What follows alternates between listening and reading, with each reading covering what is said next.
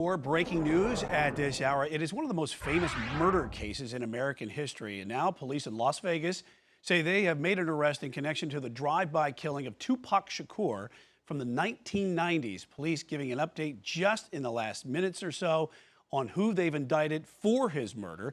Chief Legal Analyst Khalif Rhodes is here now with more about the case and what a bombshell that dropped this afternoon. Bombshell for sure. I had opportunity to watch the press conference, and the first thing I could say is looking what the district attorney said. He said, oftentimes with the justice system, justice delayed is normally justice, not earned. And so he said, no, not here. We've done our job. We've always been attempting to do this. He wanted to commend the officers that put in the work over the years, 27 plus years. Now his mother, Tupac's mother, is obviously passed 2016, but for the rest of his family, his siblings, and the other individuals that have been affected by this around the world, now have a little bit of justice, knowing that the individual is now behind bars. Describe the investigation. As they said, obviously this cold case, long arms of the law, taking a long time, but a lot of that broke basically in 2018 when the suspect admitted in himself as to being at the scene. One thing they hit on today in the presser that I thought was great, they said at the time of the incident, maybe like a week later, we knew everything that we knew today.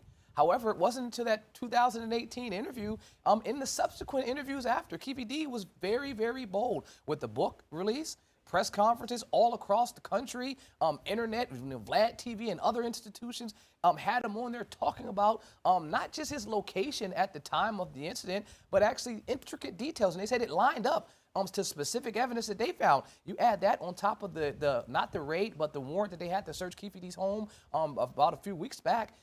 Combining those two things with the 2018 interviews, I think that took it over the top. That allowed them to say, no, we have the evidence. This is our guy, and now everyone else is dead. There were 4 individuals in that car. The one that everyone at the time believed did it, Orlando, he was gone. 2 years later, he was killed. And so that was his cousin, his nephew. Because of that, I believe that they knew this was him. He just cooperated. We're in an era right now where folks, I've said it before with Trump and with the Menendez case, your words have been used against you more times than ever before because of the internet and the access to individuals more than any other time in history. And still, it took even 5 years, 6 years or whatever, 5 years after 2018 to come to that. I remember this very well. Back in the 90s, there was the Selden-Tyson fight. I was standing at the Hard Rock when all this was going on this weekend. It was a huge deal that happened, but all the things that have happened with his legendary status. As a lawyer, when you look at this, does it come to full circle on how you can make this case come together and make this stick in court now? The problem is that when you have an individual that doesn't listen to the advice of counsel, he did a proffer, which doesn't give you immunity to a case. It doesn't give you immunity for conviction. It says we won't use those statements that you make against you. That doesn't mean that someone else can't use the statements that you make against you. And it doesn't mean that information that's used outside of that sit down, that proffer, can't be used against you.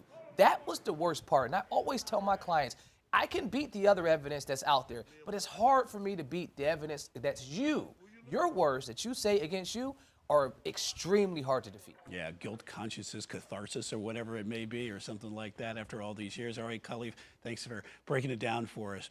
Well, as more starts to come out about this massive story, stay with us on QCnews.com and be sure to download the QC News app, which sends those breaking news alerts straight to the palm of your hand. Jim?